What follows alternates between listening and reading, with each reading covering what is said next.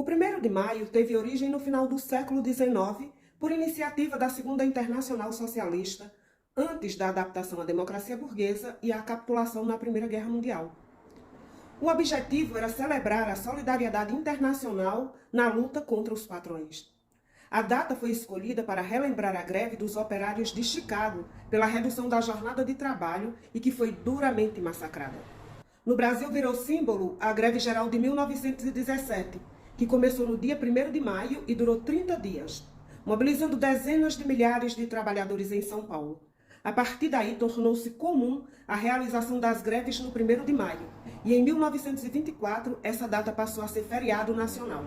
A redução da jornada de trabalho foi uma conquista arrancada nas greves, nas manifestações independentes dos patrões e dos governos. Não foi com eles, foi contra eles que os trabalhadores lutaram e conquistaram a redução da jornada. E vamos ter que fazer isso de novo. Esse é o verdadeiro caráter do 1º de maio, como nos mostra a história. Um dia de enfrentamento contra os capitalistas e o seu Estado burguês.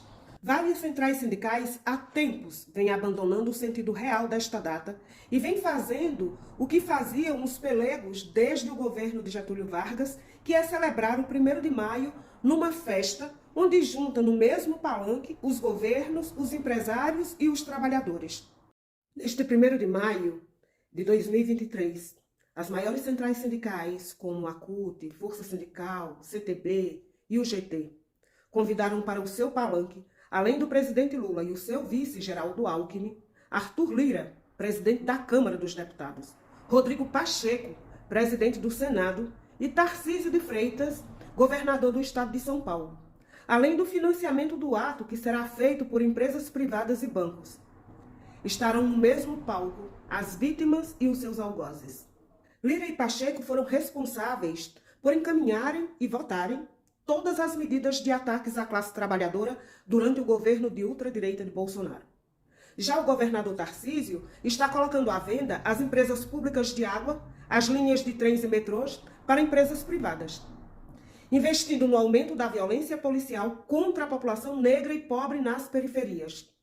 Cortes no orçamento dos serviços essenciais à população e ataque aos servidores públicos. E o grande símbolo do ato não são os trabalhadores comuns, mas Lula, o presidente do Brasil, que acabou de apresentar um arcabouço fiscal onde prioriza o pagamento da dívida pública aos bancos e mantém o salário mínimo 5 vezes abaixo do seu valor real.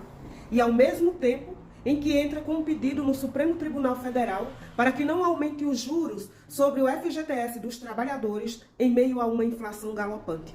E nem pensa em revogar as reformas trabalhista, previdenciária e do novo ensino médio, que ataca o conjunto da classe trabalhadora e os seus familiares.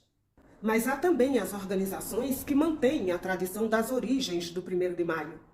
A CSP com lutas e movimentos que são menores no interior da classe trabalhadora, mas que são imprescindíveis para levar adiante as bandeiras das lutas da nossa classe, de forma independente dos patrões e dos governos.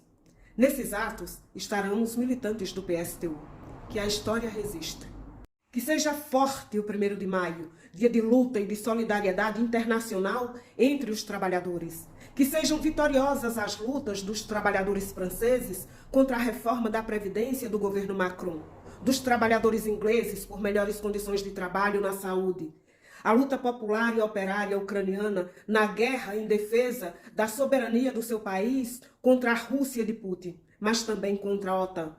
Que o povo nicaragüense derrube o governo ditador de Ortega e que neste 1º de maio seja o início do fim do capitalismo e dos primeiros passos para a conquista de uma sociedade socialista. Viva a elite! Viva o PSTU!